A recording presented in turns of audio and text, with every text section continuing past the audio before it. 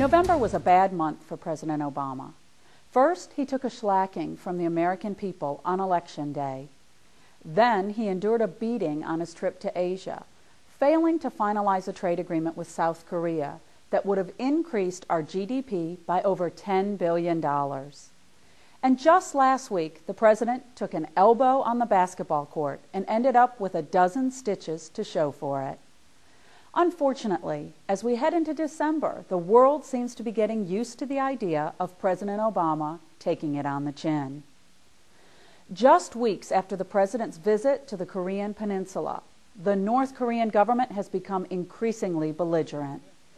Kim Jong-il's regime spent last week shelling a South Korean island and killing civilians in the South for the first time since the end of the Korean War. While Kim may be evil, he's not crazy. By testing just how much violence towards South Korea he can get away with, he's trying to find out if America is willing to put any muscle behind its commitment to the South's security. At the moment, the answer seems to be no.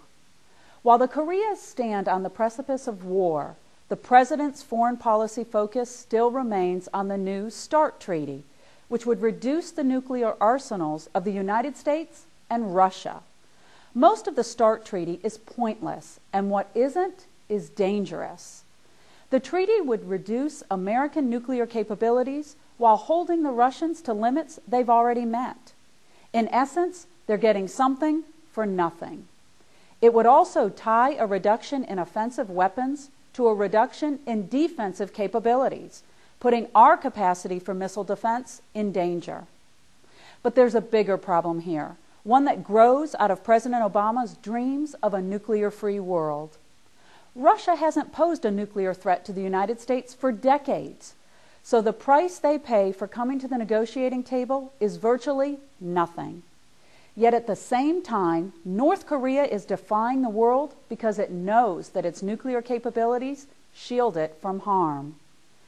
Instead of imagining a world where peaceful nuclear powers like the U.S. and weakened regimes like Russia are the first to give up their arms, the president should be focusing on disarming dangerous rogue nations like North Korea. After all, the real threat isn't nations that have nuclear weapons, it's nations that are willing to use them. And unlike the START treaty, that's really a matter of life and death. That's this week's Freedom Minute.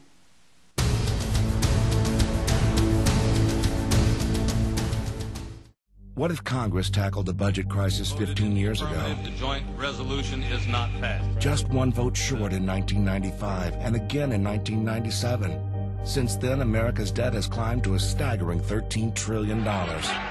Before America becomes another Greece, it's time that we, the people, force the politicians in Washington to balance the budget without raising our taxes. We can't afford to wait another 15 years. Visit onemorevote.org.